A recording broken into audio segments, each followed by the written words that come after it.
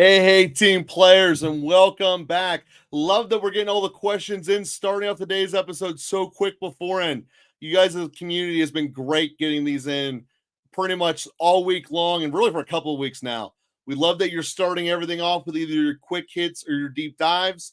Just a reminder, a deep dive gets answered fully and in depth.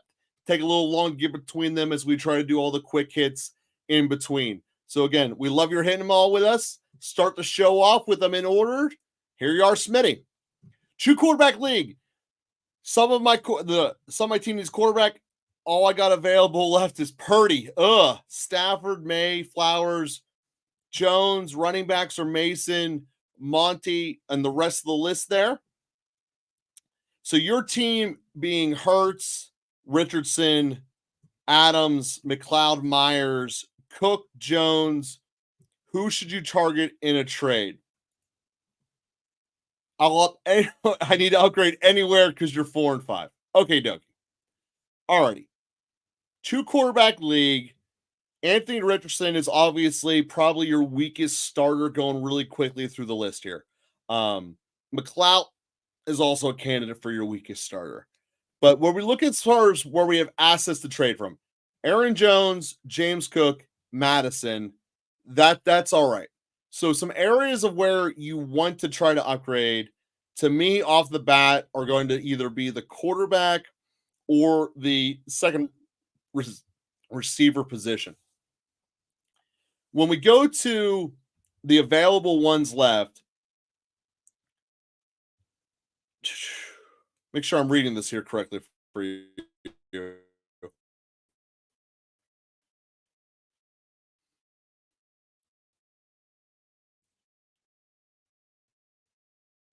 I got all the available. My team prices are just reminding teach. So, Smitty, my answer for this roster, if we're upgrading it for this two quarterback team, I want to move. Probably the best way to go about this is going to be upgrading your receiving room by combining Jennings or Drake. Call is yours. Pairing them up with Chase Brown. Chase Brown is at the peak of everything you can get for him after his major week last week. Pair Chase Brown and either London or Jennings and go and get into a decent safe tier. Getting Metcalf on his bye before he comes off an injury would be a great spot here. Something that's going to give you a lot of stability that you have no fear going into.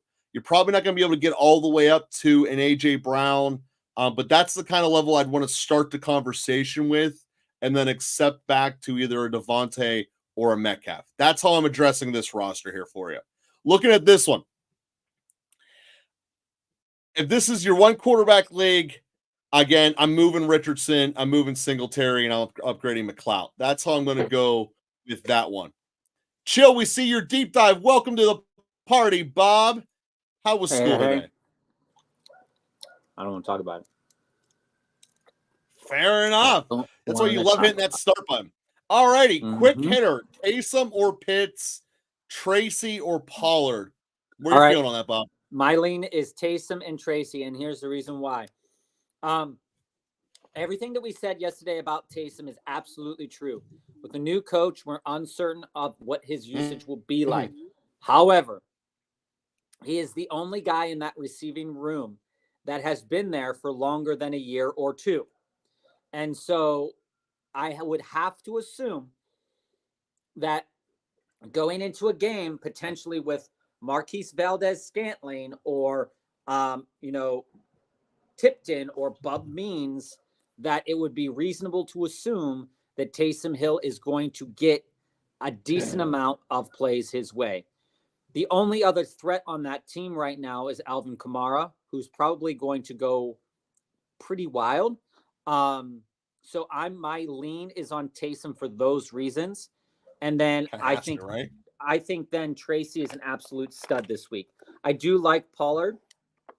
I think that Pollard is capable of getting 70, 80 yards, but I think that Tracy is more likely set up in the better situation.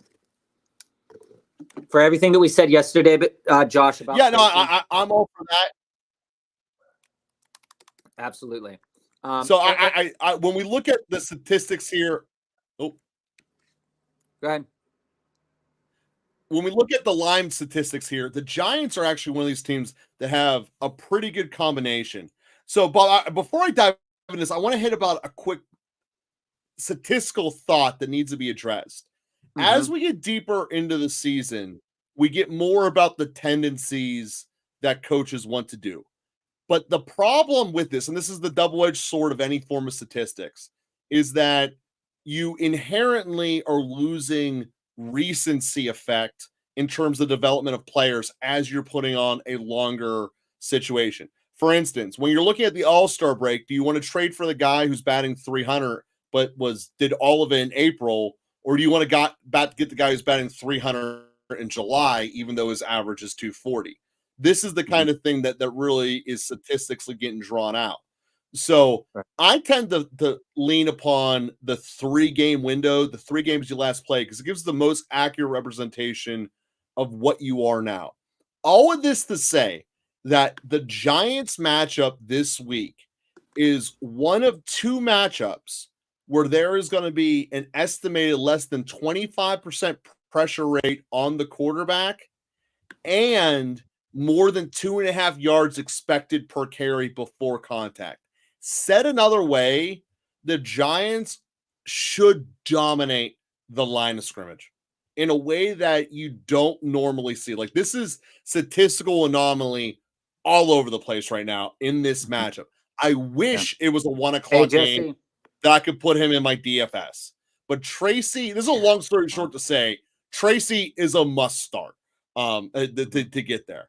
And then when we flip the coin over for the receiver side, when we look at it, Atlanta's pretty mid in terms of what we expect from their pressure rate being in protecting it.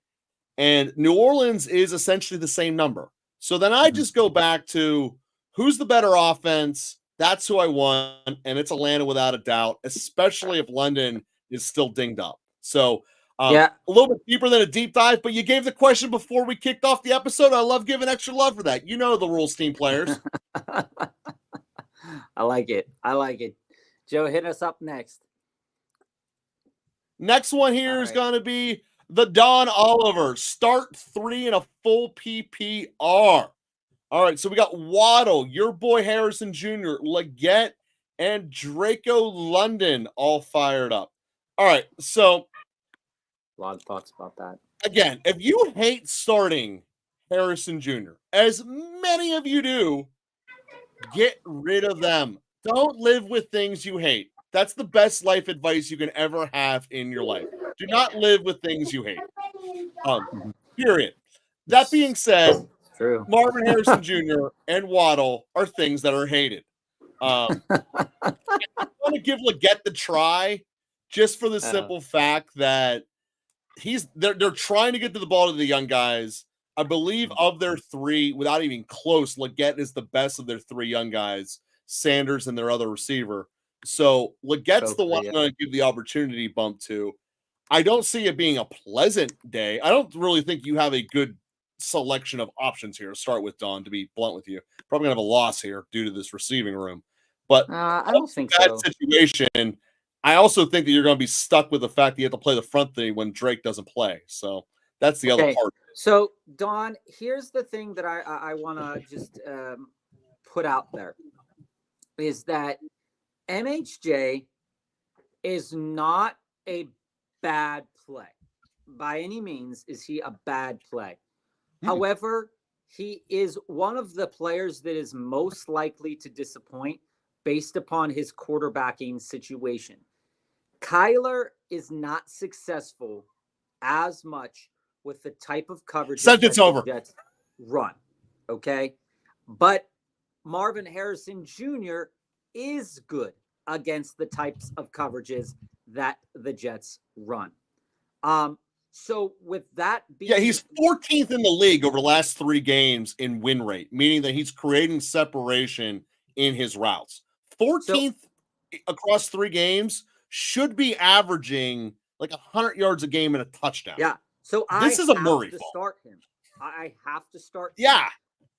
And it's not because and this is, I'm more so saying that I just don't want to I just don't want to involve myself with Kyler Murray at this point in time.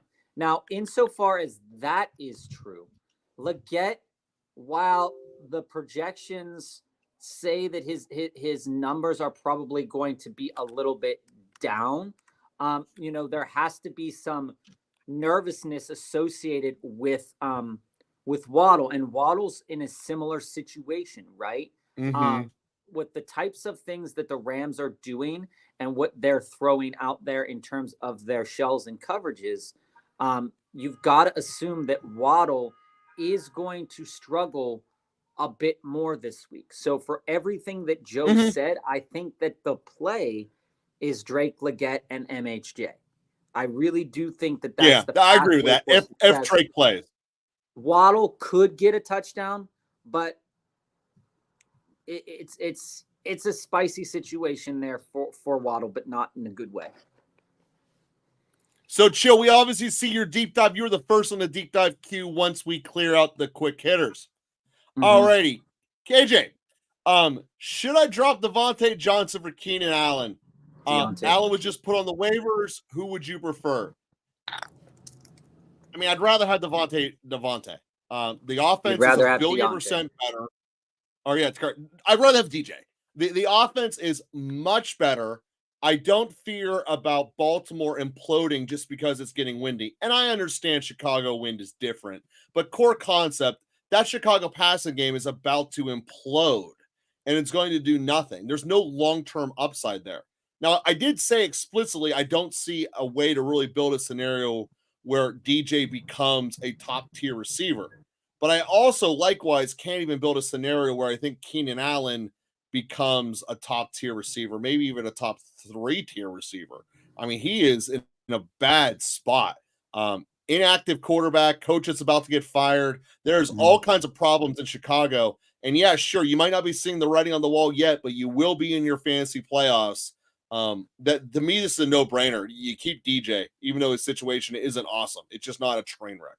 So, KJ, I disagree with Joe.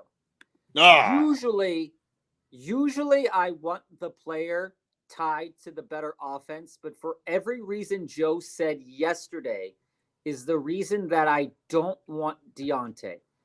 The reason I don't want Deontay is that while Keenan Allen is on a low volume passing team, for the most part, there are going to be games where Caleb blows up.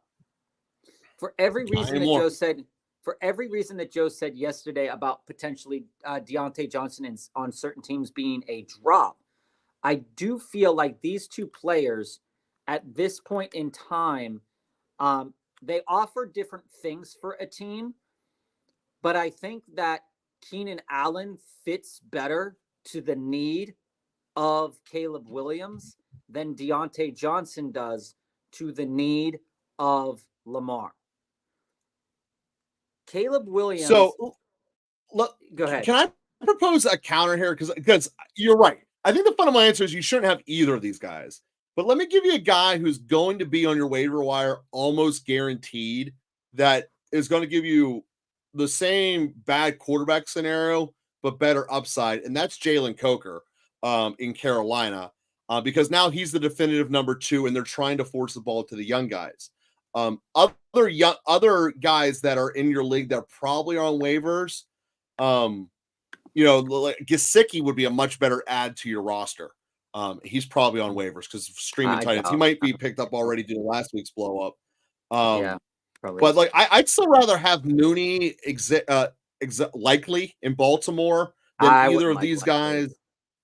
I wouldn't like. Oh, see, I think likely is actually going to improve. To that end, KJ, to the end that Joe is describing, is that these are two bad choices. Both of these players project similar-ish value where it's not reliable value. It's going to be Keenan's going to get a bunch of targets, but what is he going to do with them? He can turn out really good. But we know the history. We do know the history of players is that if you have a talented young player on your team, there is a more likelihood for coaches, especially if the young player is doing well and giving you the better chance to win, to start moving those targets to the younger guy with the better situation, right? I'm not saying Which that Keenan. Roman Flowers both are, respectfully. I'm not saying Keenan Allen's going to be moved out by any means. They got him for a reason. But I do agree with Joe is that the opportunities will be very similar-ish for a guy like Jalen Coker, but there's not, other than Adam Thielen, there's not much else going on there for Carolina in the passing game.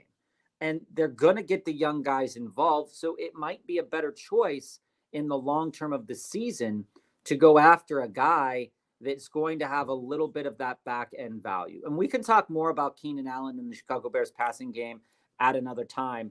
But I do agree with Joe that that's a pathway to follow. Out of those two guys, though, I'd rather have Keenan over Deontay if you were deciding between those two guys. And we disagree. The only thing we agree upon is neither of those guys is a good long-term answer. So, Carlos, asking about a long-term answer for a dynasty league. Is it time to buy low on Olave? You know, he's incredibly low. You know, with these concussions, having them as much as he had rapid fire. The only other it's 5 since college. But 2 within a quick time span. The only other pro athlete I can think of who's had them this quickly, the only other one in the NFL I can think of has had 2 this quickly is Tua, and we saw the risk they had there. And I look at this and go, you can. I don't have a problem trying to stash him for a low grade trade. You should not be giving a lot up for him. In redraft leagues, he's a don't touch because I think there's a very real chance he's not playing again this year. Certainly within the fantasy year. And that's just how these concussions work. You get 2 of them rapid fire, it can be out for a very long time. Yeah, and if it were me and I was buying low on Chris Olave at least this year, I'd be looking at moving out of, let's say, Alexander Madison. I'd be looking to move out of, you know, if you're sitting there holding like Jerome Ford or anything like that. It's very reasonable, Carlos, to go into Chris Olave in a dynasty league, but I'm not moving. Like just said, if you're in redraft, don't move into him. Dynasty league is okay, but I'm not giving up a lot. I truly am not giving up a lot. Maybe a backup quarterback for a guy that needs to win. You know, that's what it is. Don, you're welcome. We really appreciate everybody's questions. We really appreciate the love. If you like what we're putting out, like, follow, subscribe. We appreciate all of the team players. Justice, do I trade CD for Hunt and Waddle? I don't.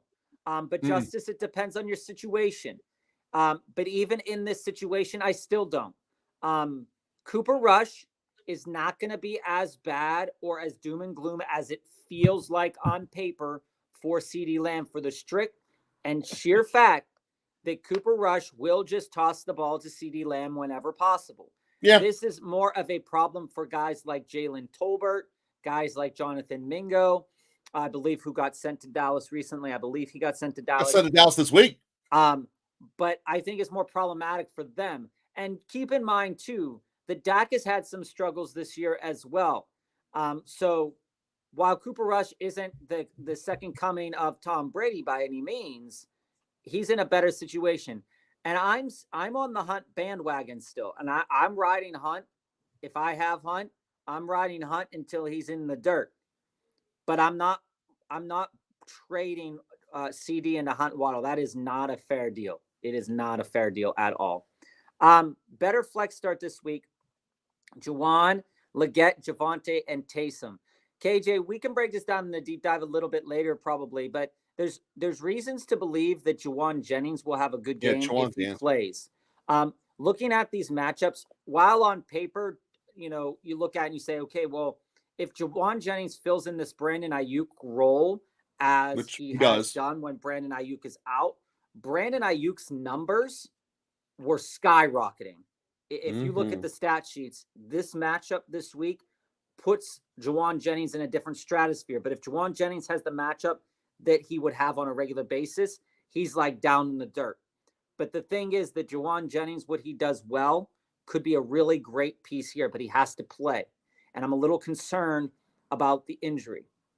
As it goes to the other two guys, I think Taysom Hill, as the most experienced pass catcher outside of Alvin Kamara on the Saints, has a good chance to have a great deal of success this week. I would start Mike Gesicki over him, but I still do think that he has a great deal of success this week. Javonte, I never feel like Javonte Williams is truly worth starting, and I still don't think he's worth starting this week against the Chiefs. And then Leggett, for all the reasons that we said, could potentially be a good play this week. In order, I would put Jawan if he's playing, then Taysom, then Leggett, then Javonte. That's right. That's right. If he plays. So Justice, Tyler, I appreciate you apologizing up front. We'll throw that in the deep dive queue. I apologize you apologizing up front for asking a kicker question. That is a great thing to know. You are right. Siebert for Washington was on the injury report yesterday. Quite frankly, Atlanta's projected to score more, so Atlanta would be my answer. Bob, where are you at? Yeah, I'm on Q2. Any question that involves Young Ho Koo, unless the other choice is like Justin Tucker, you won't find me swaying from Young Ho Koo. Yeah, he can have a game where he only kicks extra points, but there could be opportunities for field goals in this game. And as it goes for Sanders, he really realistically doesn't tickle my fancy. Him and Koo do miss a lot of kicks. I owned Koo last year. They do miss a lot of kicks. So if I had another option, I might go for another option. But I do think Koo's a good play this week, Tyler. All right, so we're going to do two more quick hits from Super and Jack, and then we're going to dive into our first deep dive of the day. Mm-hmm. All right. So Matt, Mateo, Adam, we see you. Aman, welcome back. Ralph, Bryce, welcome. We're going to hit those quick hits after our next deep dive. This is the last quick hit before a deep dive. Just got offered Neighbors and Ken Walker, and I'd be giving up Flowers and Kamara PPR thoughts. So my view of this has changed. My view of this of Alvin Kamara has changed due to the Chris Olave injury.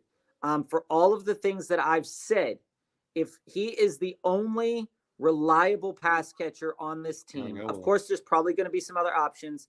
Kamara is probably going to be a very, very, very studly option moving forward, at least in the passing game. Okay.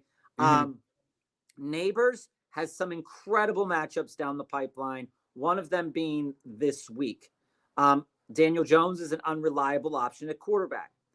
Ken Walker is who he is. He's a great player, but the situation has not favored Ken Walker most games this year. His floor is about 9 to 11 points with a very high ceiling if he's involved steadily in the passing game, which he can be taken out of at times.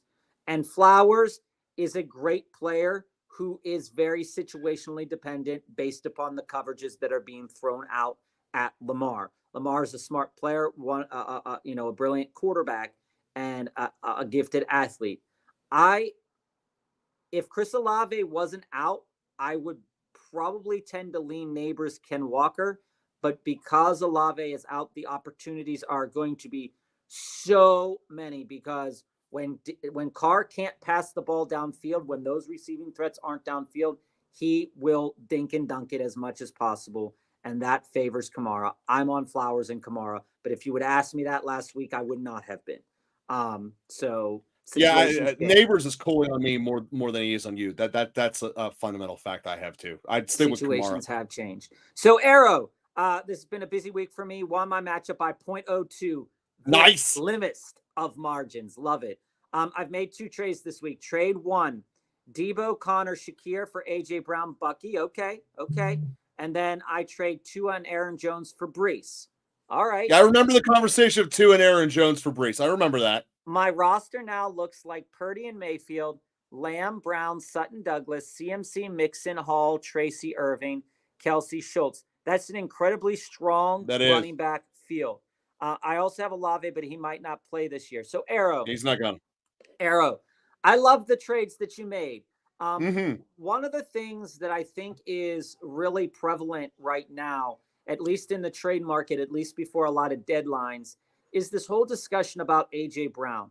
AJ Brown is an elite player on an elite team that, when healthy, he's been dealing with injuries. He's my number one stud this week. When healthy, he's an incredible asset. Bucky, the pathway for opportunities is there for Bucky Irving.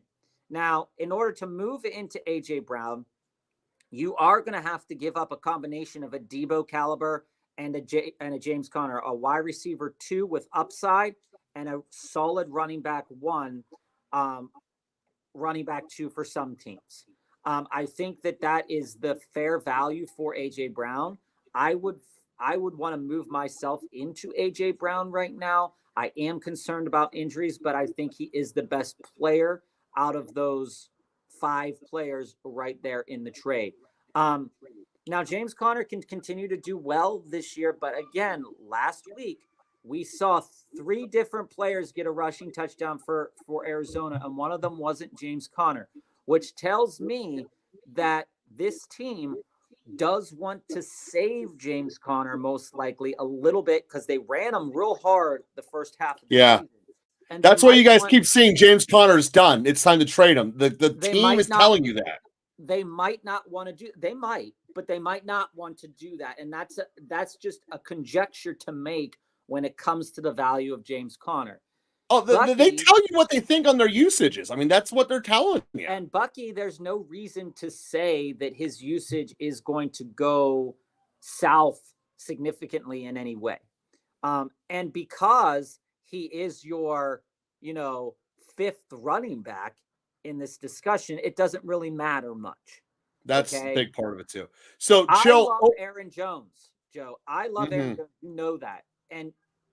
And you paired one player that has a good potential over the course of the season for another player that Joe's not high on in terms of Brees, but the schedule is amazing. And if I had a lineup that is a 2 flex lineup, and I can roll out in a couple weeks CMC, Mixon, Hall, and Tracy all on the same team with a 2 wide receiver situation of Lamb and Brown, that's winning a lot of games. I'm solid. The only thing that and you have Olave, which sucks right now, but where I'm at on this is looking at your team. Sutton, going back to week 1, Sutton was a player that I was really cold on because Bo Nix was really cold and the stats weren't lining up to what looks like could be a good season for Cortland Sutton. But I think we have a big game this week.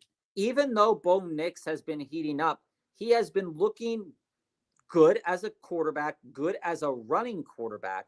Yeah, I'm not saying great. The game against Baltimore wasn't great, but he's young. And Cortland Sutton is doing enough to crack flex positions and wide receiver 3 positions on this NFL season. So I am okay if my weakest position is my wide receiver 3. If my weakest position is my wide receiver 3, I am absolutely unequivocally okay moving that trade, because Debo and Connor would muddy up that situation a lot. And Shakir's value is very similar-ish to Cortland Sutton. So it's a win-win situation for me there, to be honest with you. Arrow, overall, I love that you cut down the fat. I think you're going to love the second trade a whole lot more than the first. And we do redraft leagues with a keeper where you can trade for next year's picks. I just traded today Brees Young for a redraft first rounder next year. So I basically just traded Brees Young for potentially, or Brees Hall for potentially Brees Hall again next year. But that's a side story. What are you even doing? I traded him for a first round pick next year. I might use him as the 9th pick in the draft next year. You're crazy, we'll see. Dog. You're crazy. I did. I'm a running back whore. The first trade, I love getting AJ Brown.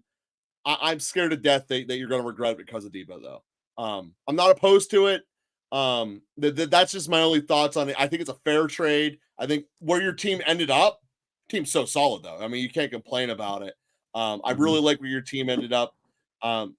You dominated the second trade. I think you're going to be in a good spot here moving forward, Arrow. And I think that, quite frankly, I think you got a very good championship grade performance there. Absolutely. So, Arrow. Jack, we're going to jump back into the quick hits with you. And I'm real excited for that.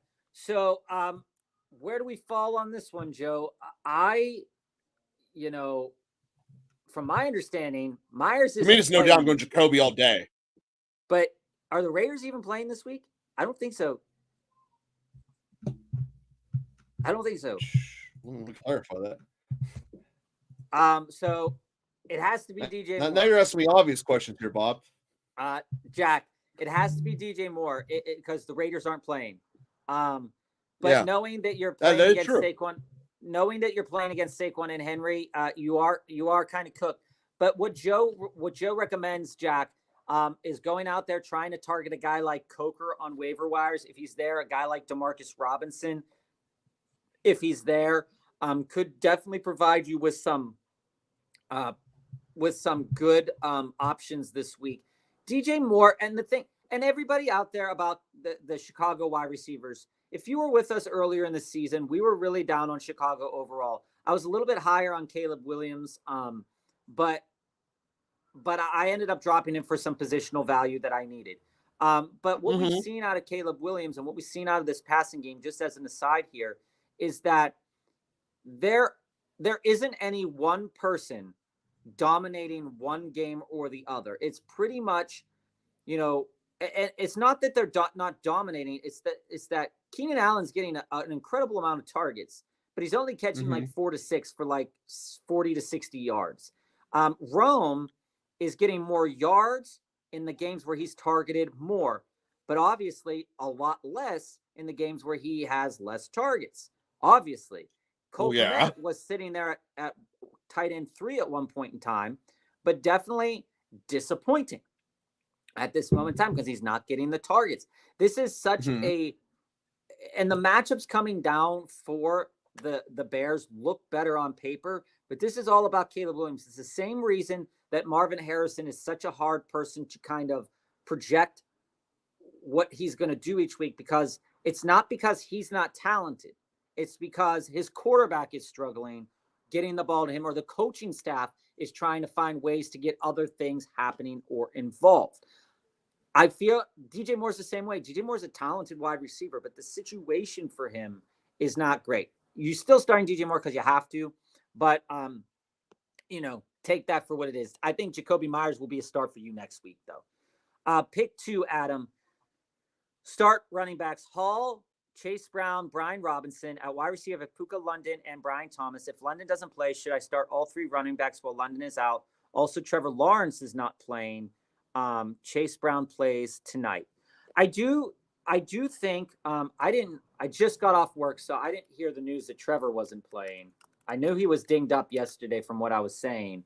But he's reportedly unlikely to play. And I did report yesterday from what I saw that, CJ Beathard is the quarterback there for Jacksonville. So the play of Brian Thomas is a little iffy right now. I'd have been more comfortable with him with Trevor, but again, you can't sit him, I don't think, unless you have another valuable option. I'm going Hall.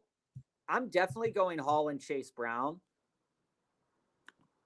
for, the same reasonings that we were talking about for some teams that Chase Brown isn't a play because they have some good options there. The Ravens don't allow a lot on the ground. This is something that is true about the Ravens. But one of the things that's also true is that they don't allow a lot on the ground because they allow so much through the air. All right. And Chase Brown is one of those players that really came out of the woodwork this past week and really proved what he can do. Had an amazing stat line.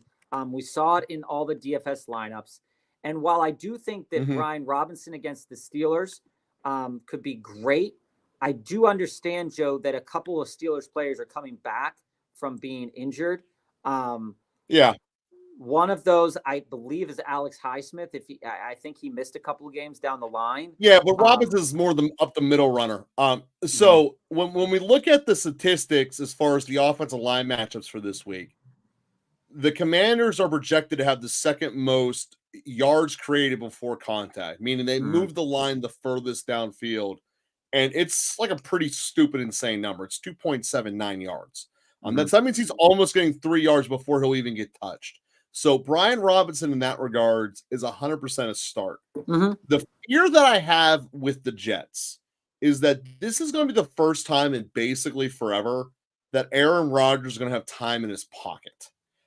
And because of that, I think he's going to be, you choose the right word that should be in there that I'm not allowed to say on YouTube, that he is, and not hand the ball off, because for the first time in forever, he's going to be able to have time to throw it. Now, maybe Bryce is the recipient of it. Maybe Bryce isn't. I don't know. I'm going to lean with not until I can get Devontae Adams. But if I had to go through this, I'm going to go with Brown for the throwing reason of the Bengals. There's going to be pressure on him tonight.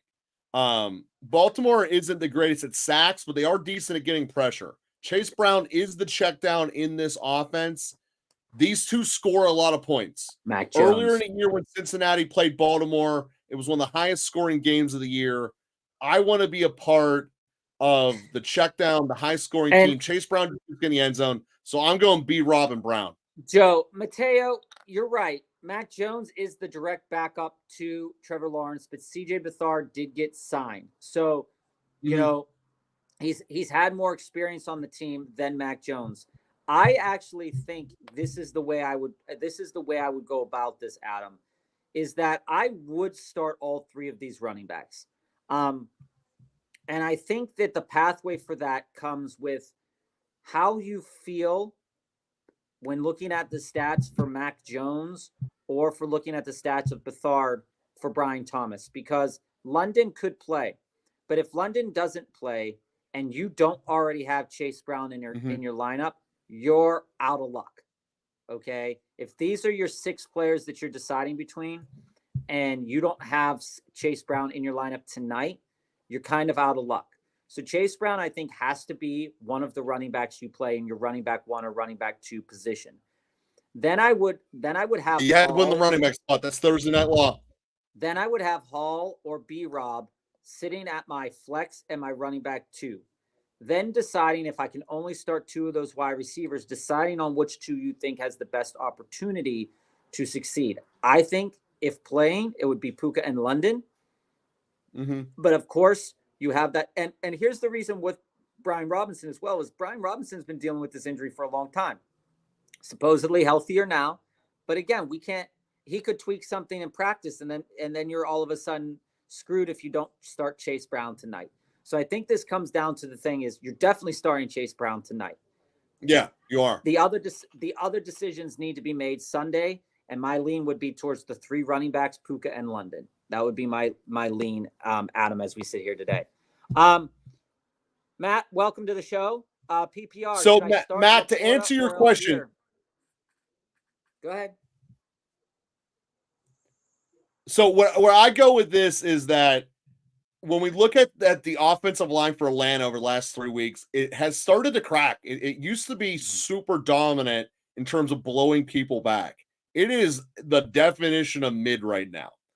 That being said, this is going to be the first time in forever a pass rush has a chance and a probable chance to get to Goff. So the running matchup for Detroit, on the other hand, is magnificent. So I don't think Detroit's going to be throwing the ball that much. So I'm going to go with Algier just because I think that we've already seen enough that Laporta and low volume ain't doing anything. And Detroit has also shown they're not stupid. They're not just trying to put up points to make you feel bad. They're putting up points in the most economical way. And if that's running it down the throat with Monty and Gibbs, that's what they prefer. And that's what they're going to be able to do. So and Matt, sign me up for Algier. Matt, to that end too, while it's not the sexiest selection, we're not here to be sexy. I mean we're here to win. We're here to win. And one of the things that I think needs to be said is that Tyler Algier isn't going away. right? No. And when Joe brought up these offensive line, defensive line matchups, who is still in the top 5? Well, it's the Atlanta Falcons. The Atlanta Falcons have a great opportunity to be successful against the New Orleans Saints in terms of the ground game this week. I think that for the same reasons we saw last week, right? You have a team here. He's getting, outside of week 1, he's still getting about 5 to 6 rushing attempts on the ground. And in the week where Carolina was just busted by them, he had 18 carries. He's perfectly capable to be successful. The volume for Laporta is going to be low. You're probably going to see about maybe 4 or 5 targets for Laporta, probably 2 catches. He could go 1 for 51 and a touchdown again like he did against busted coverage. But I realistically think that Tyler Algier is in a better situation. And while I don't see a very high floor for, or a very high ceiling for either of these players, I do feel like Tyler Algier is the better play based off of the better situation. Yeah, that's a good way of putting it. I love it. So, Bob, are you now officially in charge of clicking? I don't think so, but I will. Mateo, do I start Deontay tonight or wait to drop Herbert tonight after how he does because I need a wide receiver? Mateo, it would really depend on who's on your waiver wire. We appreciate the subscribe and dude, that is so hard. And follows. Here's how I fall on this, Mateo, is that, it sounds like you're in Yahoo or ESPN League where it allows you to drop somebody who you haven't started. But let's be honest for a minute with ourselves. What is the realistic expectation for Deontay Johnson tonight against Cincinnati? We know Cincinnati does have struggles on the back end, and we know, like we said, that Deontay Johnson projects very similarly as a better talented player on the team already. So the question is that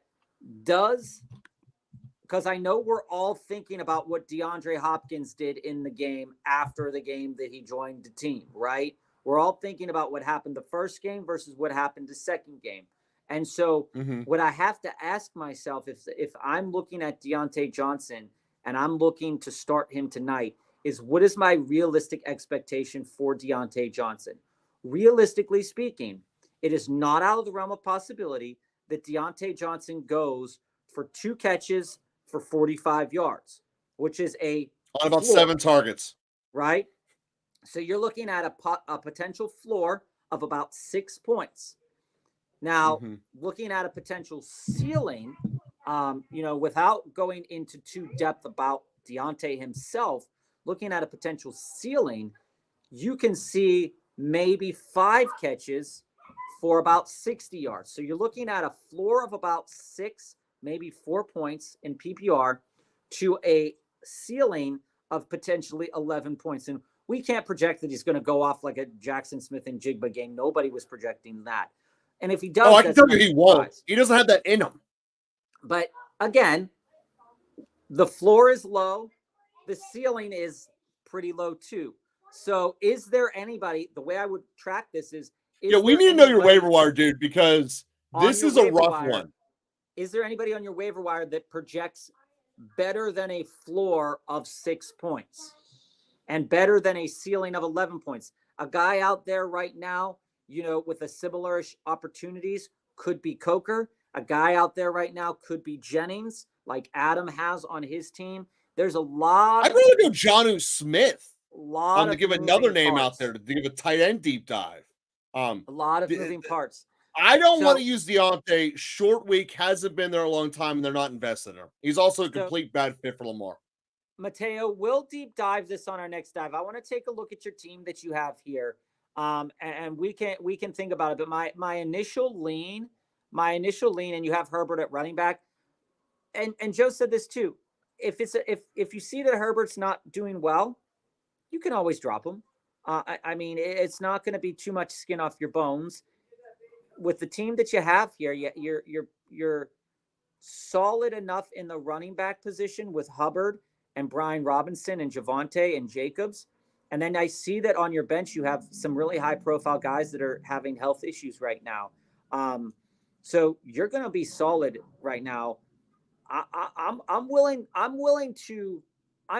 to start Deontay, but with, a guy like Mike Williams on your bench or a guy like Mike Williams on the waiver wire, put your waiver wire in there. What are the top 6 wide receivers that we can potentially tackle? And we'll revisit that in a moment, Mateo. So go out there, get the rest of those wide receivers, and we'll pick a pretty good one in there.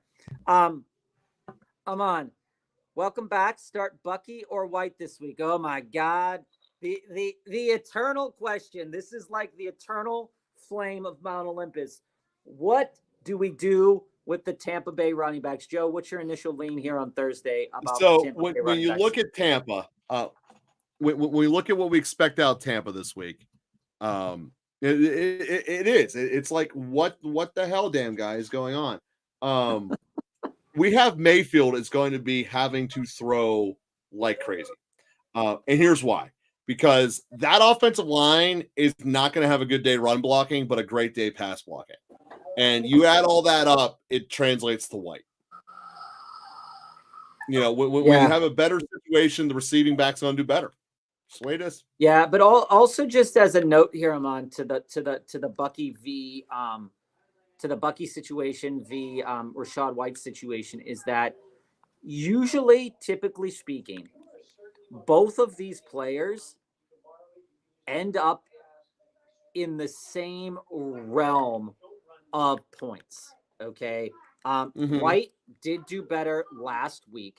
But they usually all end up in that same framework. White got the touchdown last week, but you look at this, Kansas City had a good run defense. White, 3 for 19 for 1 touchdown, then 3 receptions for 16 yards. Then you come in and you look at Bucky and you say, okay, well, where did Bucky land last week? Almost very similar. 7 carries for 24 yards, 3 receptions for 10 yards. Other than that touchdown, and it's going to be very hard on a weekly basis to predict where this touchdown comes from these running backs. But the fact that White is the receiving, it does do receptions, but again, he should have had more last week and it didn't materialize. I think my lean is on Bucky because he does seem more reliable in the running game. There's no doubt about that. It's a really tough situation, but Rachaad White can get a decent amount of receptions, and he seems to be relied on for the touchdown. So Rachaad White. Yeah, but on that note, Bucky has gotten better at catching the ball as the year's gone on. So I think Bucky's a better long-term play, obviously. Yeah. Yeah. And Aman, we were talking yesterday a lot about Tillman. You can go back and watch that, but Joe. Yeah, I don't know. Joe probably leaning White. Joe is holding Tillman. Joe is holding Tillman. He had a Comcast glitch, but Joe is holding Tillman, and I am trading Tillman. But I'm probably not going to trade him unless I needed to. It depends on when your trade line is. If you can wait until next week to do it, I would wait till next week to do it because somebody won't want to eat his bye week. You could eat his bye week this week and then get better value out of him next week.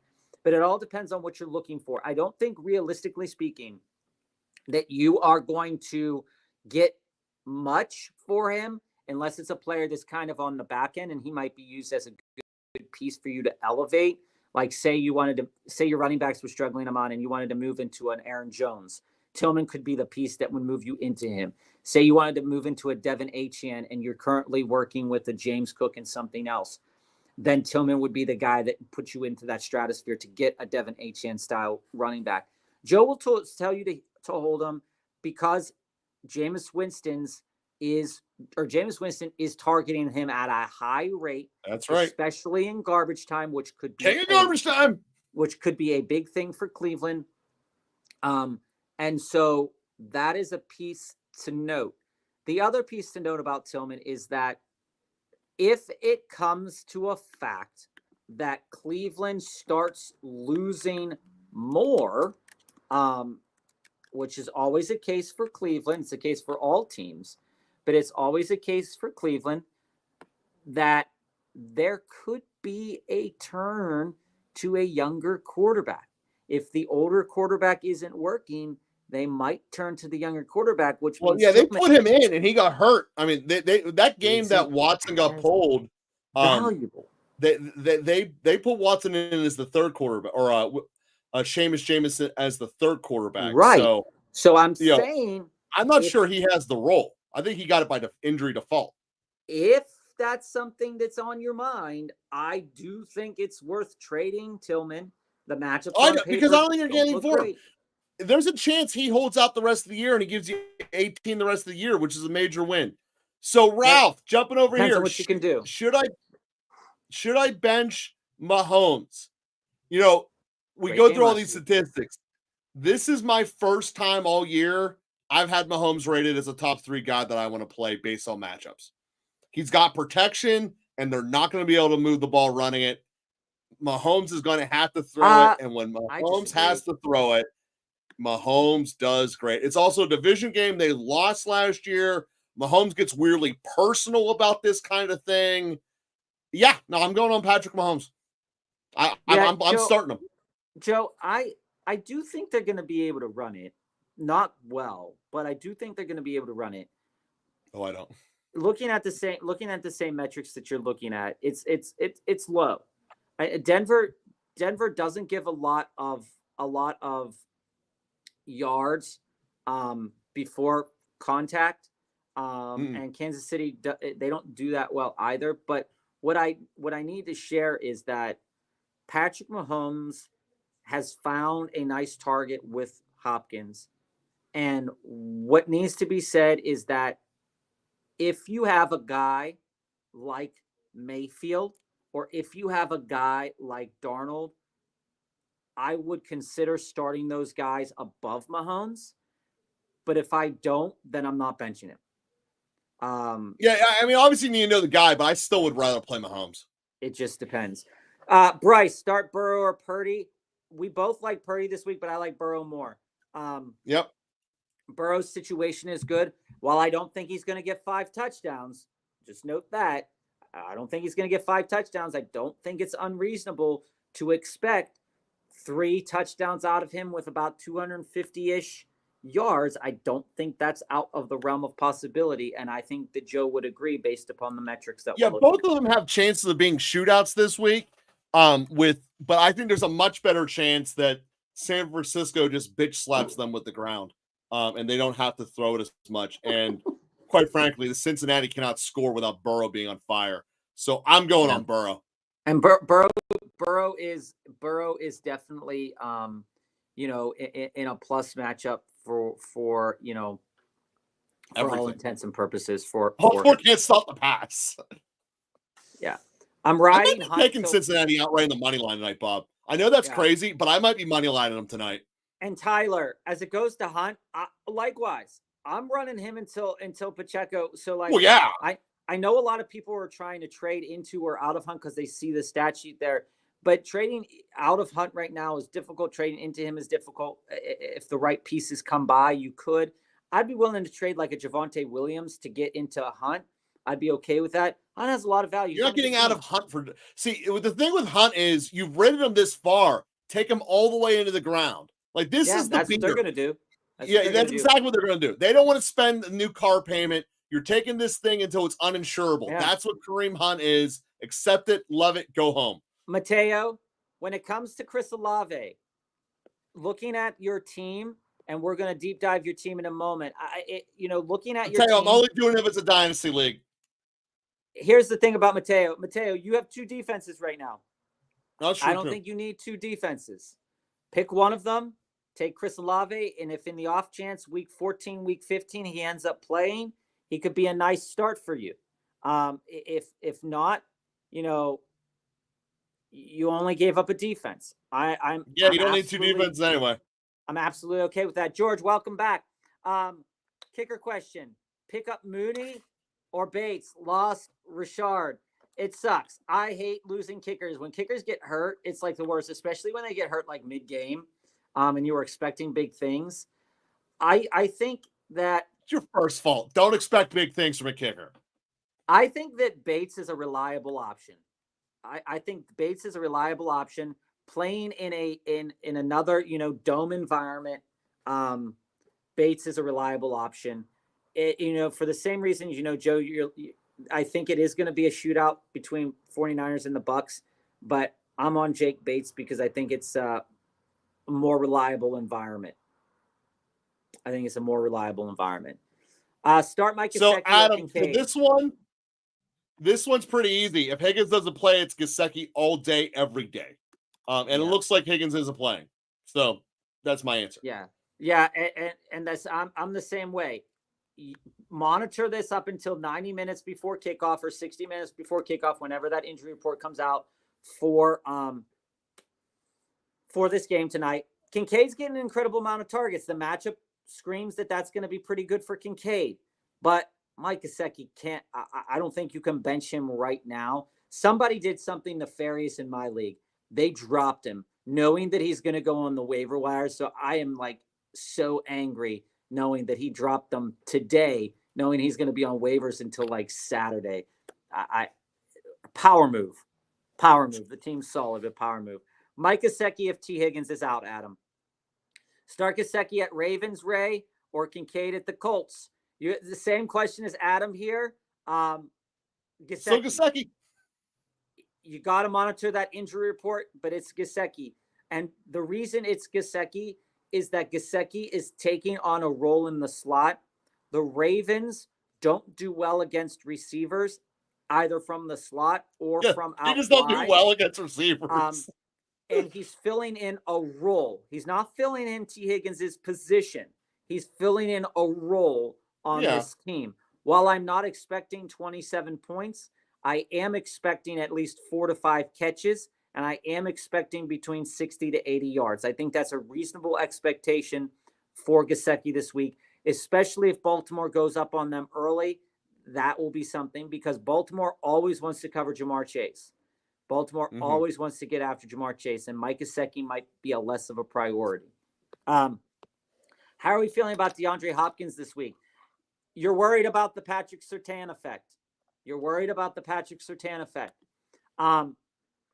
One of the things that we know is that Patrick Surtain is one of the best young cornerbacks in the league, and we do know that he has eliminated a lot of players this week.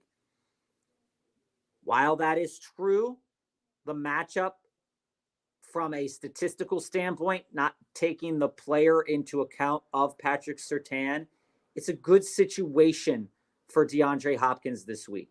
There's going to be a decent amount of room for them to pass. There's going to be a decent amount of targets and volume going his way. The only thing to be taken into consideration then is the Patrick Surtain effect. Do you feel like DeAndre Hopkins will be able to body Patrick Surtain? He's done it to many quarterbacks in his career.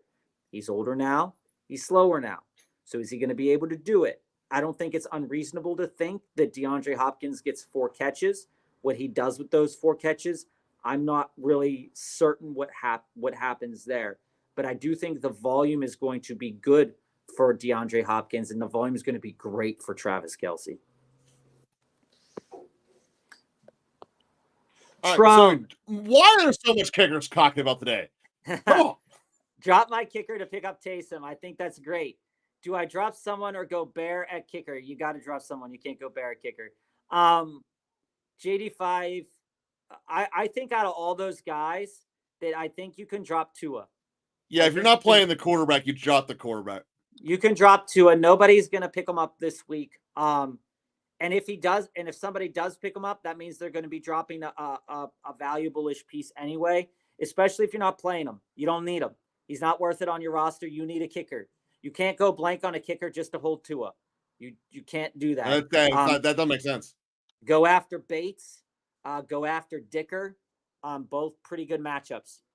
So, Bob, I think it's time to jump into Jesse's deep dive. Yeah, we'll jump into Jesse's deep dive, and then we'll hit Adam, Mad Mex, and Mateo, and Augusto, and Ollie, and Mickey, and Simply as well. So let's get to Jesse here. If Devonta Smith doesn't play, Joe, when I was driving home in the car, I was looking, and I was like, No shit. Devontae Smith, hamstring All injury. affiliates listen is questionable. We can't have nice things. We No, really dude. can't have nice things. I never thought this season that I'd be talking about Jalen Coker, Khalif Raymond, backup kickers as much as I have been this year. I was not expecting it.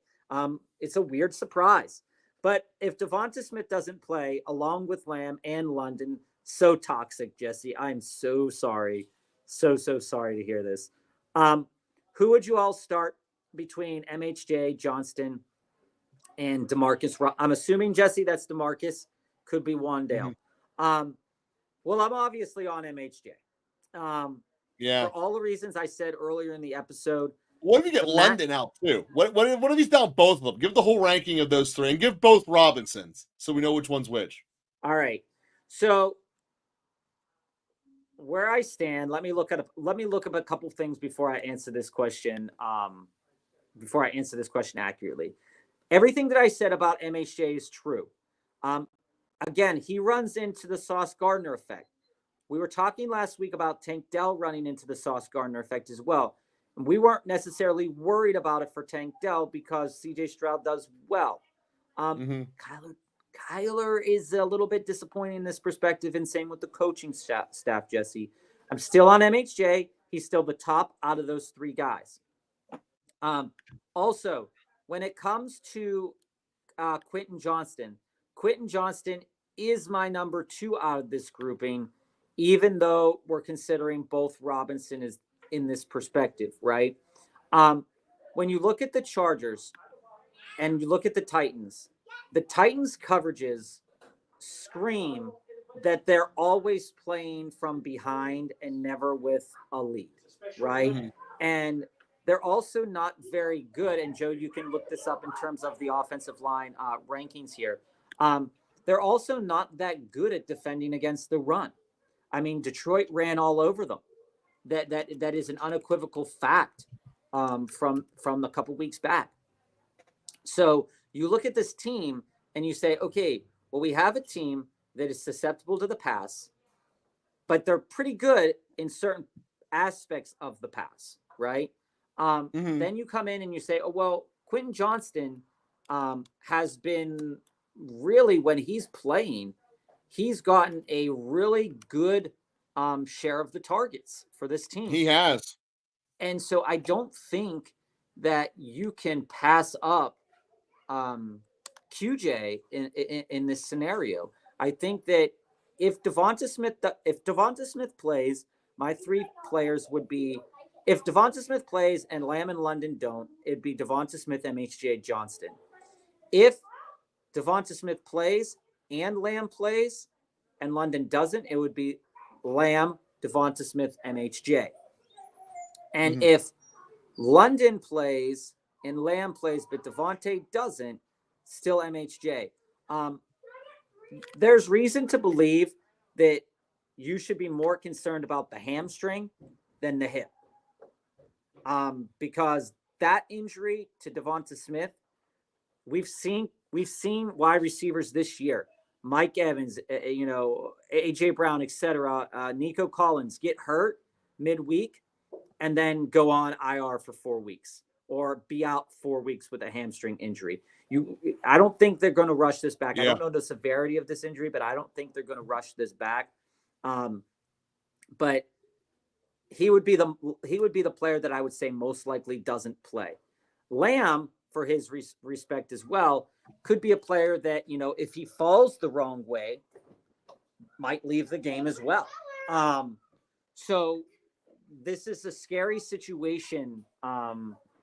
A scary situation to be in right now with these guys on the field. So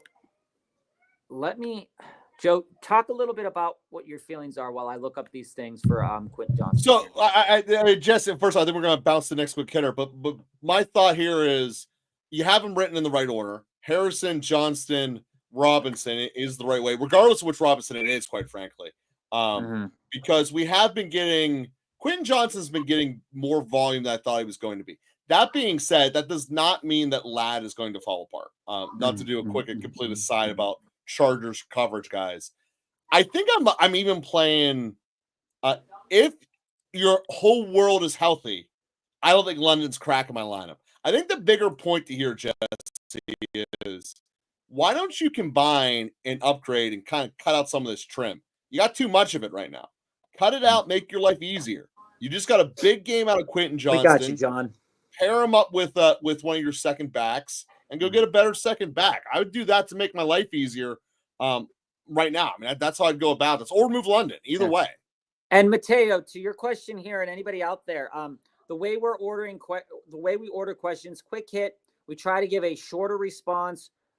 Sometimes if it's a either or question and either or, sometimes we explain a little bit more. Deep dive, we want to honor it a little bit more. So DD is if you want us to talk a little bit more about your question. Quick hit is if you're okay with us just touching on it and then moving to the next set of questions. So John, we see you. Senor, we see you. Jose, simply. Ali, we see you as well.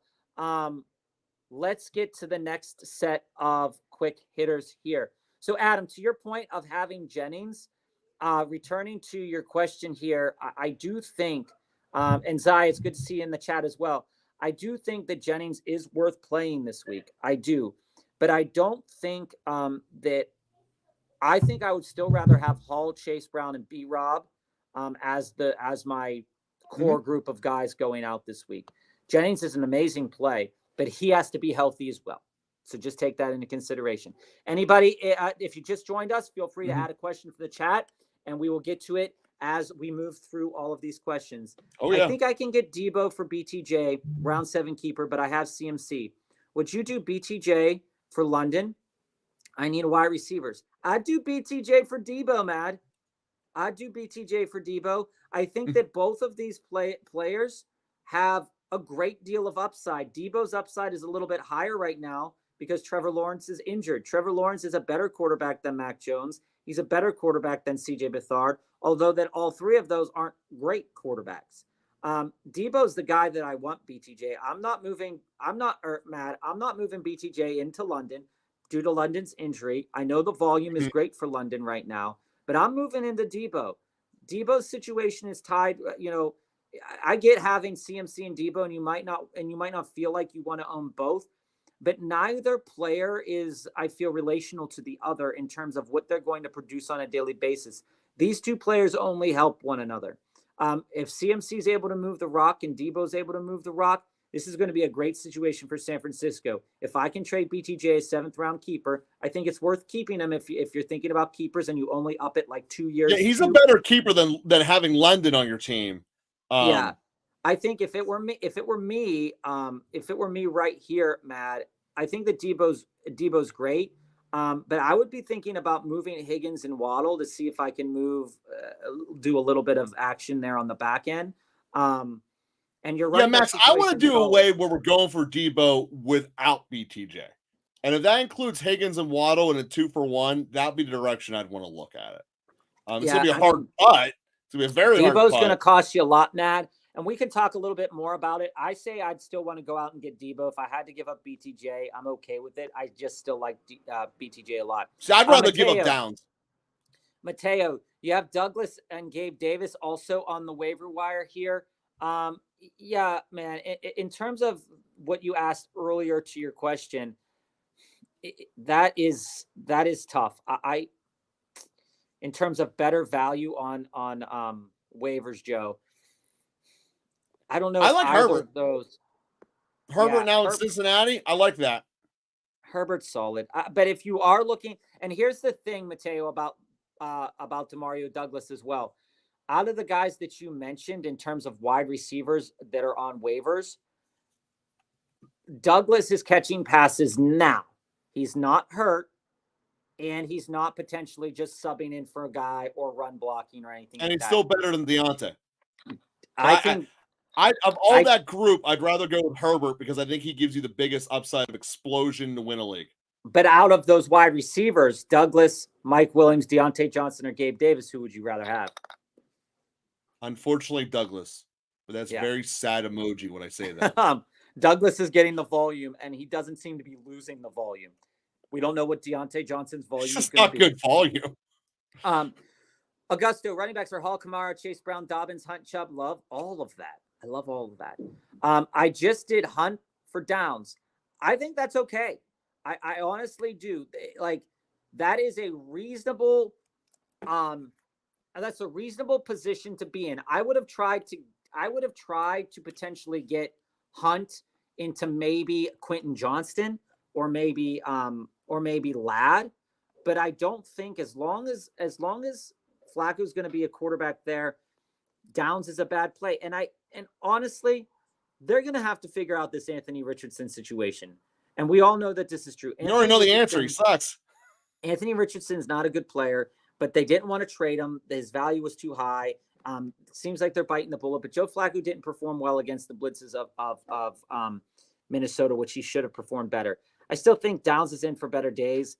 Hunt was one of the running backs that you could trim the fat off of your running back lineup. I think you went out and got a good player. I don't mind this at all. I don't mind it at all. Ali, should I give up Higgins and a first for Amon-Ra? Yeah. Yes. I have Puka, Cup, Marv, T right now, and give Saquon Dobbins at running back, PPR 1 QB Dynasty. Here's the thing, Ali. Who would you... Dude, Ahmad's a stud, number one receiver for the next 5 years. If you can get him, you get him, especially this in Dynasty. So knowing this is a Dynasty league and looking at your first round pick, whether it's a front half or a back half, right? If give me 1-1, I don't care. I want them all. But I'm just saying, out of the wide receivers coming out this year, I don't think any of them are going to be put in a better situation than Amon-Ra is right now. And honestly, out of the running backs, unless you're getting Ashton Genty, and he might not come out this year, but he might. He's a junior. I don't see why he wouldn't. Unless you're getting either, one of the wide receivers like Travis Hunter or the guy from Arizona, or a quarterback like Cam Ward, who I believe is also coming out this year. This is a really nice trade to make. And you can now then start Puka, Cup, and Amon. And if you wanted to flex Marv, you could. You're in a good situation here. I would take Higgins. I would trade Higgins in a first for Amon in a heartbeat. Mateo, in terms of the other players out here, Shepard is worth a speculative pickup if we don't hear that Mike Evans is going to be back this week. I think that that's a reasonable move to make.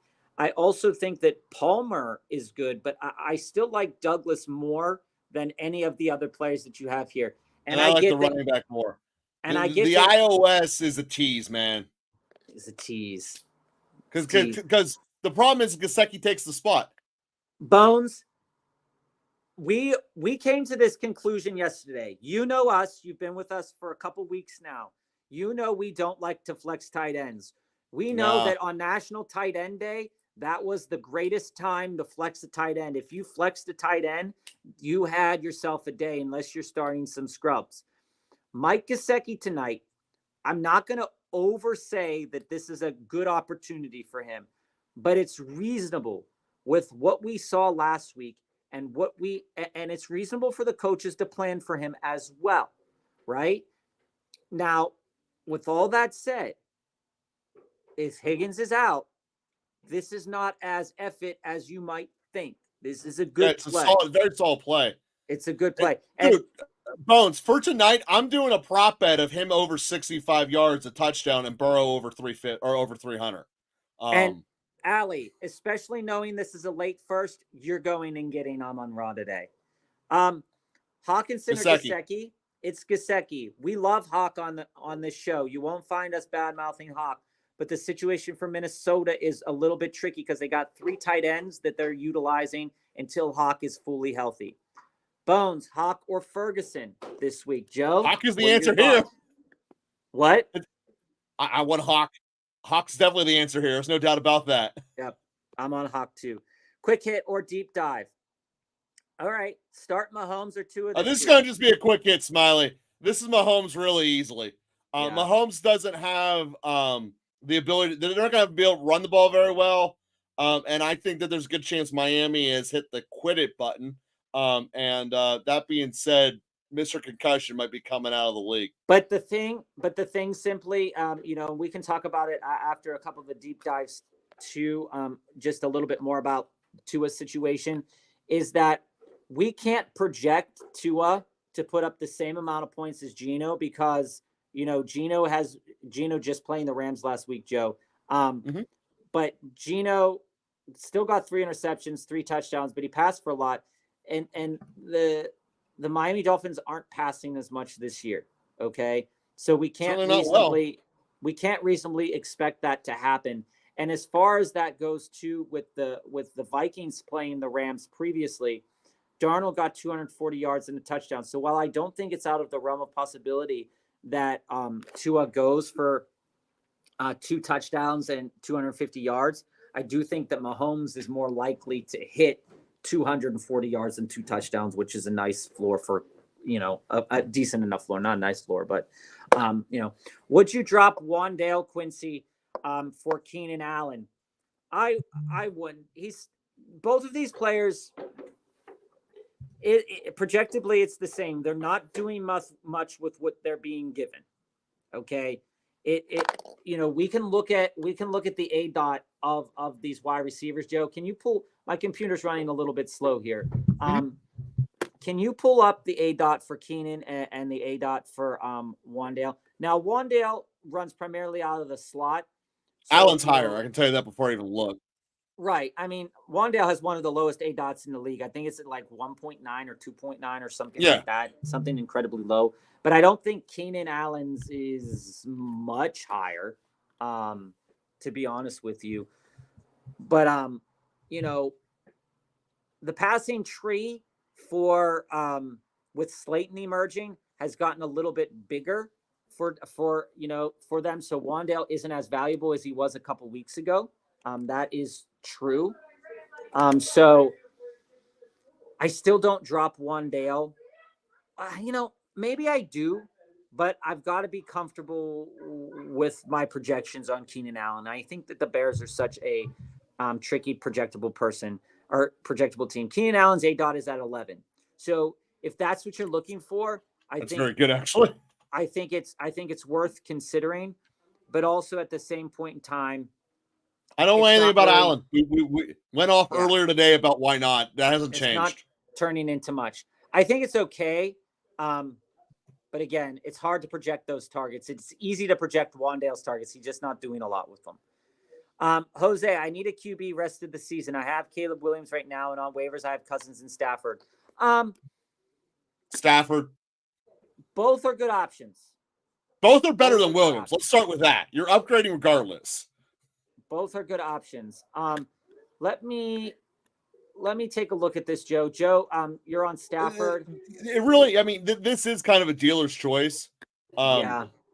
It honestly so when we look rest of the year with schedules included, which is obviously a very important part when you look at rest of the year, I feel like a lot of people miss. When we look rest of the year, we are seeing the fact that of the 2 offenses, Minnesota is going to be a pretty decent above average, while the Rams are going to be Atlanta. Pretty close to mid. You love his days in Minnesota so much. You said in Minnesota, but I do. I take that back. The Rams are going to way outscore Atlanta. So going forward with the Rams going to be outscoring Atlanta, I want to be on Stafford. Well, when you have Stafford, Koopa, and Puka all in the same field, it's the best fantasy offense, period. So I want to go with Stafford. Where I fall on this is that the Rams have a tough matchup against Philadelphia week 12, and they have a tough matchup potentially week 16 against the Jets. However, Stafford already had his bye.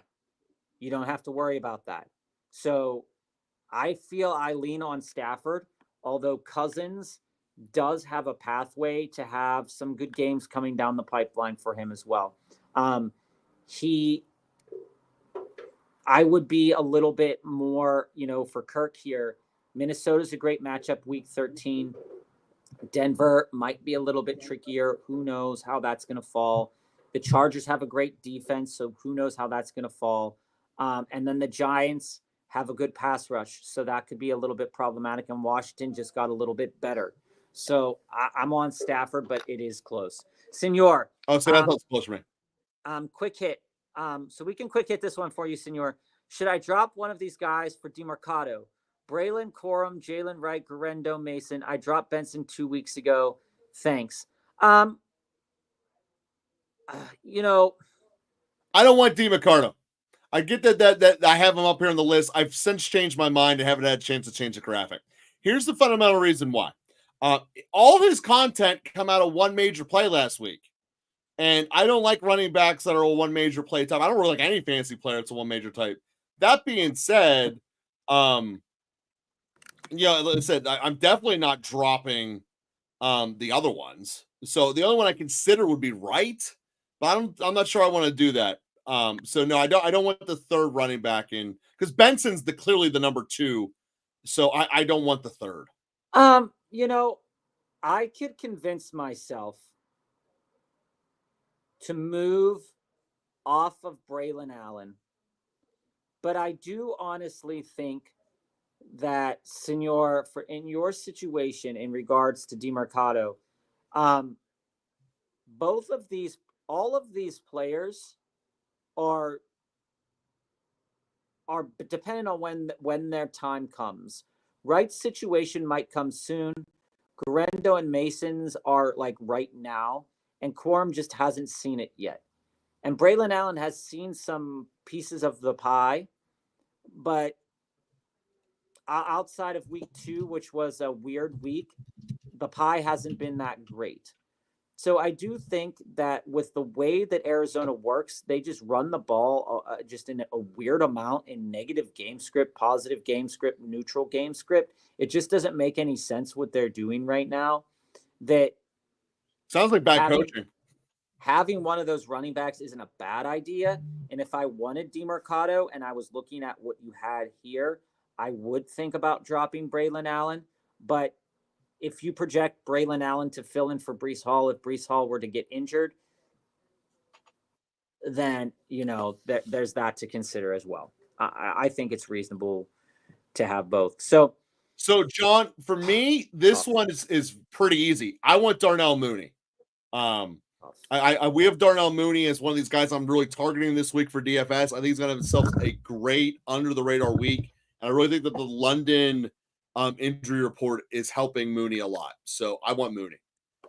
And to this framework here, John, I think my lean is toward Mooney. I really do wish that the Bengals were playing on Sunday so that we could clarify the London injury. Because if London doesn't play, Mooney is going to be a really good target for Kirk Cousins in a game that, Joe, when we look at the projections, that they should be able to really get ahead of the Saints fairly easily on the ground and through the air. If London is out, there's a very easy pathway for Darnell Mooney to eclipse 100 yards. And I remember speaking about Chase Brown last week and saying, his pathway to over 100 yards all scrimmage is a little bit more difficult. And then we got the news that Zach Moss is out. Well, we just saw what that pathway looked like. His pathway to over 100 yards all purpose was very easy for him to get when one player was out. And I think the same is true for Darnell Mooney. I wish the situation were different because the stats back up both Chase Brown and Darnell Mooney being good plays this week. But the better play from a statistical standpoint, if London is out, is Darnell Mooney. And if London is in, Mooney is still a good play. I don't think Mooney goes for like 24 points or anything like that. So you do have to be, semi concerned about that with Chase Brown. But that's something to consider. Mikey, it's Gesicki all the way. We will come back on We Monday. answered that one a little bit earlier. So if you want deeper knowledge, go back to that previous answer you saw it on the screen. If on Monday, because we don't come on tomorrow, if on Monday Gesicki is terrible, we will come back and say, sorry. But it is very likely that is. We will own it. We do own it when we're wrong.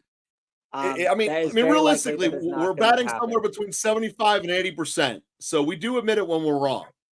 Joe, you read the question wrong at the beginning of the hour or at the beginning of the show. The team is the first team, and the second team is the team that needs the quarterback. I'm looking at Hurts, a wide receiver or a Let me running back from. restart this then. Smitty, I appreciate you telling me when I messed up. We will fix it.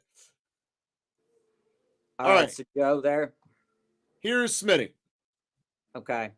Needs a quarterback. I got all the available ones left. My team is Purdy, Stafford, May, Flacco, Jones. Running backs are Mason, Ramondre, Monty, Chase Brown. Okay. All right. And what's the move, Joe? What's the move? His team is Hurts. His team is that. Okay. Yeah, I'd go after Hurts, man. And I think go pull up his team. I think that I could probably move him. He needs two quarterbacks. The guy. Sorry, Smitty. I apologize for completely messing that up. You were right. So if we're trying to give him value in return to try to get him off, I'm giving him first off two quarterbacks, so you can tell him Richardson's the problem. I'm giving him May and Flacco, and that's where I'm starting the negotiation. And I'm probably also going to put in another piece. So looking here to get rid of May and Flacco because you won't need 4 quarterbacks. So that's an easy extra throw, and that gives him value. I love your tight end room, so you don't need to mess with that. Your running back room is also very good. So it's going to have to come down to upgrading your third receiver. And so I'm throwing your 2 quarterbacks, May, Flacco, and then either London and Jennings, whichever the guy prefers more. And I'm going to need to get a receiver back, and that's going to be Myers. So I'm going to go for Hurts and Myers. That's how I would offer this. And I believe Myers are basically a push, if not an upgrade for Myers. Yeah, that's what I would push. I'd say, and even if you wanted to include London in this deal somehow, I think you could cook the books for yourself in a lot of different ways. I think you're in a solid situation, and Hurts is a great target for you. John, we appreciate the love. We appreciate being able to have the time spent with you. And Mateo, that is the move, right? And so when looking at this, Jesse, with the Barkley back injury, would you still start him or put him on the bench and start Tracy? This is a tricky situation, Jesse. Where I fall, because the Giants game is in the morning and the Eagles game is in the afternoon. What you're going to have to really pay attention to is the reports on Friday. And if anything, new news comes out on Saturday. Players can play through back things. Pittman has done it. There's been players that play, but if it gets tweaked. Yeah, but they can't hurdle people backwards with back things. Right. I mean, I would temper expectations on Saquon Barkley this week. I'm not expecting a 100-yard game. I'm expecting him to be utilized well. I'm expecting Jalen Hurts to be a great play this week because Jalen Hurts is probably going to get some tush-push opportunities because they're not going to want to run Saquon that close and risk injuring him. So there is going to be some differences in the game. Well, with all that said, I don't think I could bench Saquon Barkley unless he truly, truly is, injured. But I will expect that Saquon Barkley's floor in a game where he isn't playing at 100% is very close to a Tracy ceiling.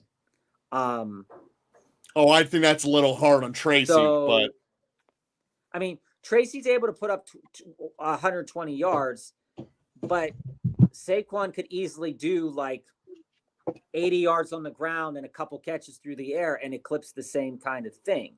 So, I mean, both are great plays. Don't get me. I want to start them both, quite frankly, Jesse. And if you have a way of doing that, that's what I want to do.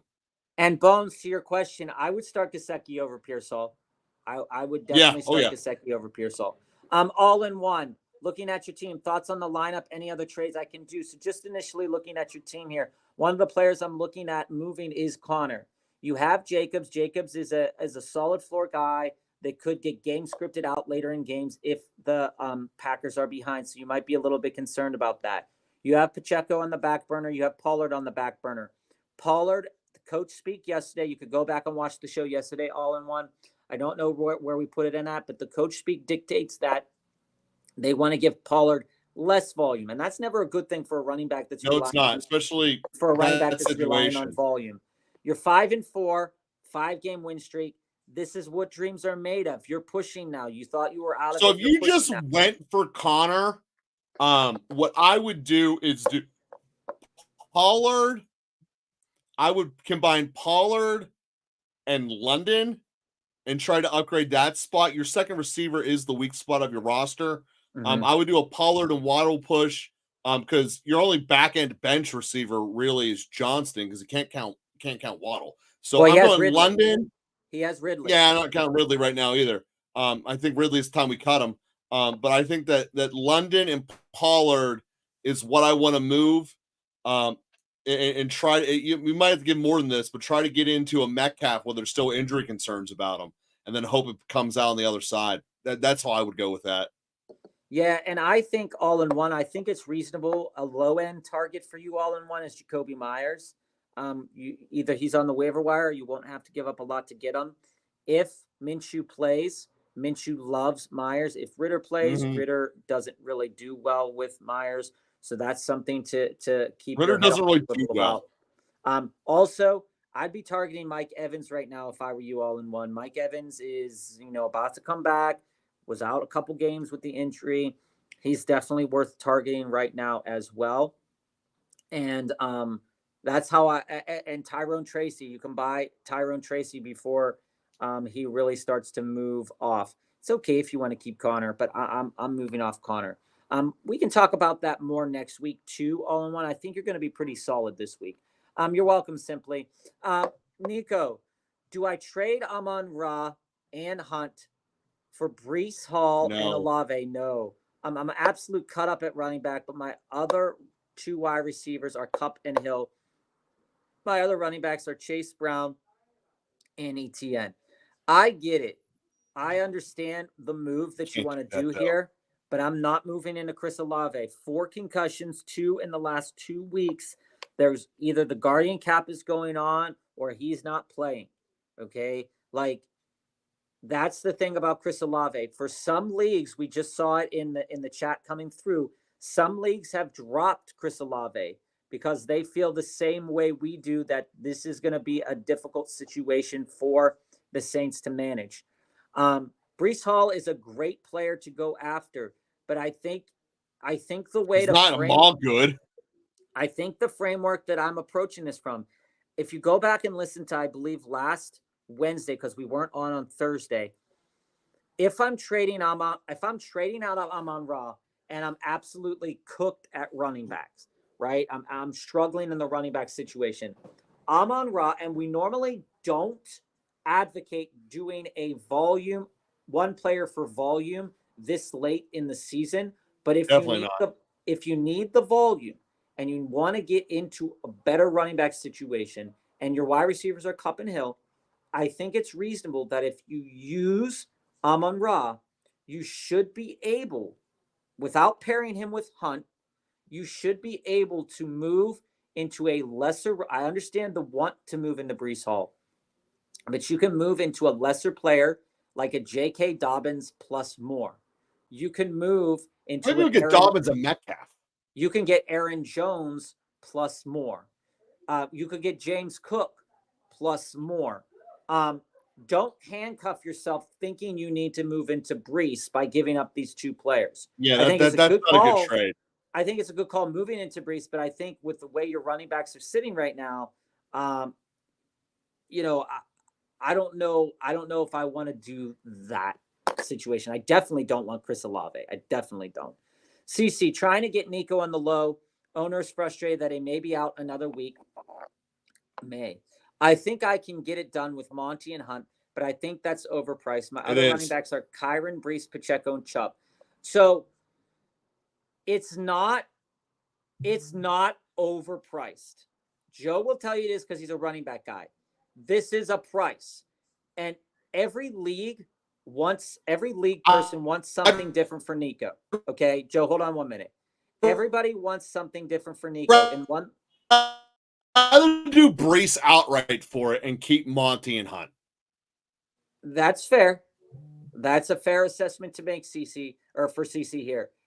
Breece and Nico is definitely something that you can do, but tread with caution with Nico. The injury is a concern. There's a couple bye weeks. I get what you're doing here with Monty and Hunt, but I would more so try to pair. Maybe you just move on from the Kansas City running back room in general, and you can try to see if you can move something into that to play into that person's want of Pacheco. I think the player here for Joe that's problematic is Monty, right? He Yeah, doesn't yeah. want to Don't get rid move of on from Monty. Monty. And I don't want to move on from Monty either, but this is the type of trade that definitely will get it done. I don't know if I want to do it necessarily. I get why you Yeah. want to because your running backs are really solid with Kyron and Brees, and you have Pacheco on the back burner. I would think about it. It is priced high, but it is the price that would need to be paid in certain leagues to get into Nico right now. I get it. His price isn't as low as it was last week. The new price is now the price. We appreciate it, CC. And to add to this, you have Cup, Puka, JJ Flowers, and Olave. Is it too much to package Flowers and Puka for Garrett Wilson? It is. It is too much Yes. to do that for sure. If I wanted to move into Garrett Wilson, so you want to move into Garrett Wilson and you want to move into Nico. So you have two situations that you want to be in right now. I think that I'd rather Garrett Wilson, I think, is going to be okay, but I'd rather move into Nico. And if I could move, let's say if I wanted to move into Nico and I can move Flowers and Hunt, I think I'd consider that. Mm-hmm. I think I would consider that, CC. Big Mac. So, Bob, we're going to start turning on speed mode here to get out at the bottom of the hour because we have one deep dive left. Just traded DJ Moore and Kareem Hunt for MHJ. It got vetoed. Big Mac, you know us. There was only one time on our show that we think a trade deserved to be vetoed, and we thought and this ain't it. Commish got it. This is not it. Kareem Hunt is a valuable asset. He's been putting up more points on a week-to-week basis than MHJ. This is an owner. This seems to be owners that are really salty. I would do it again. I'd just do it again. And I'd make them veto it every single time until they decided that this trade was fair. Is Flowers too much to give for Mike Evans right now? No, I think that's a good, decent trade. That's decent value. I think it's fair. I think that Flowers is performing right now, and you're buying into the potential performance of Mike Evans in the future. I think that Mike Evans is set up, especially with Chris Godwin gone, to have a good season. Flowers, I think, is still going to have a very good season. I think it's good. What do I think you have to do it? Not necessarily, but I think it's good. Full PPR, KC. Should I trade Devonta Smith for Brian Robinson Jr.? I think for me, that's dealer's choice. If I'm struggling in the running back department, I think this is a fair enough deal. If Devonta Smith is sitting there as my wide receiver 3 and Brian Robinson becomes my running back 2, I think this is a fair enough deal. But if Devonta Smith is sitting there as my wide receiver 2, then I might not do that. This all plays into where Devonta Smith fits into your lineup. Like, let's say if I'm rolling out Nico Collins in a couple weeks, plus Garrett Wilson, plus Devonta Smith, I'm okay moving Devonta Smith. But if my lineup is like Drake London, MHJ, Devonta Smith, then I might not do that. Jennifer, start one, bye week hell. I got you. I'm in a similar situation. This is how I would roll this down. Leggett would be the guy that I would start because the volume, while low, is probably going to be more projectable. Mm-hmm. Justice Hill is a tricky situation. His floor is 0. But when he's on, he's on. When he's on, he's on, but his floor is 0. Noah Brown has been cooking a little bit more the last weeks, but still not a super reliable play. And then Ray Davis, similarly, he got looks because Amari was hurt. So if Amari is still a no-go this week, Ray Davis, I'm starting Ray Davis in a flex position this week because of some injuries, AJ Brown, all this stuff, it's problematic. Noah Brown over the last several weeks, week 8 and week 9, 6 targets. Really nice. Week 7, 1 target. The week before that, 8 targets. So as I look at this, one of the things that needs to be clear, is I think that Leggett and Noah Brown here, in terms of wide receiver perspective, both have a similar-ish ceiling if they get the right volume. Right, Joe? All right. So I'm on Leggett, then I'm on Ray Davis, and then Noah Leggett's Brown. the answer there. Would you y'all start MHJ? Marvin Harrison Jr. if Dell start, or do I start the Johnston to be safe? I'm going Marvin Harrison Jr., dude. Yeah, I mean, I don't think that Quentin Johnston or Marvin Harrison Jr. are safe. I wouldn't consider Johnston to be safe. I do like Dell this week. I still would start Marvin Harrison Jr. I know what Quentin Johnston's output has been, and his ceiling is super high. And I know everything we said about Quentin Johnston this episode, and about MHJ this episode as well, but I'm still on MHJ, Jesse. I hate that. I hate that I just said that. I hate that. I hate that so much. I know you do. In redraft, we only I have got like 4 minutes left. We got to be in rapid fire mode. I have an extra QB and tight end, so trying to package both for a really good running back. What should I try for Stafford and Fergie? Also have Mahomes and Purdy. Yeah, if I'm moving Stafford and Fergie, I think realistically you're moving yourself into a decent flex option, but not something. I think Cook is probably the high end you can reach for. What? I think James Cook is probably the high end he can reach for.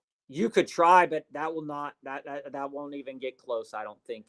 I don't know. With this tight end hell, man, you can catch someone. But you're right. You should be looking at the back end receiver flex guy. Yeah, you should be looking at Jacoby Myers, stuff like that. I think would be okay. I put a waiver in for Jacoby Myers and Chubb. I have no one else to drop while I'm in need of wide receivers. Should I stick with Kincaid since I want to add Myers instead? Also, I have the number one waiver priority. I don't think you need to use the number one waiver to get Jacoby. But I'm not cutting Kincaid for him. Yeah, I'm not cutting Kincaid and I would think about Chubb for Jacoby. I would think about dropping Chubb for Jacoby. But I like Jacoby. Like, out of these players, I think it's Kincaid, Jacoby, and far away is Chubb. So I think it's worth thinking about going out there and getting Jacoby right now. I dropped Chubb for Jacoby. Long story short, right? That's where we would be. CC, if you haven't noticed, I'm trying to get rid of the Flowers. I'm thinking about playoffs chip and don't trust Baltimore run. We appreciate. I got you. We appreciate the CC, love, that's CC. totally valid. I think Mike Evans is a decent spot, as you mentioned before. Yeah, if I'm moving Flowers and I can get into Evans, I'm doing that. The other spot you can look is Metcalf with his current injury. Only time to veto is like if someone sent a trade at 4 a.m. for someone that's hurt and news comes out at 9 a.m. Yeah, I mean there are only 2 reasons to veto, and that is one of the main reasons. Yep. And the guy's hurt out. The other players, except one person is asleep. Yeah, and the other one too. We've all been through drunk times too. Start Gesicki over ETN, but that would be our own faults. Start Gesicki over ETN. Joel, if you want to know more about why Gesicki, you can watch yesterday's episode, or you can go into earlier this episode, probably yesterday's episode. We talked a lot about Gesicki. As long as Higgins is out, Gesicki is the play. And I still think I still think it's true there. So one last DD for the last question of the day. Oh, we already answered that one. My bad. Yeah. On to this here, Mateo, is looking at your team. I saw that you dropped the defense, and I think that that's a great pathway to take. I think it was a great movie to do today. Your wide receivers, while not sexy names, are producing, which is always what you want. You don't have to have the sexiest team to be a winner. And that's where. But you do need to get rid of Higgins because he ain't coming back. He's got to come back, but he ain't coming back. I would move on from Higgins, Mateo. And just as a way of thinking about that, I think that, looking at your team, you're in a solid situation that you probably don't have to think about carrying 2 tight ends as well. So, when we look at teams, the sexiest teams are not always the best teams, because there has been lots of disappointments in this year. Your team looks super solid. So, team players, we wish you the best of luck this week. Joe and I aren't on Fridays. We'll be back with you Monday, Tuesday, Wednesday, and Thursday of next week at 3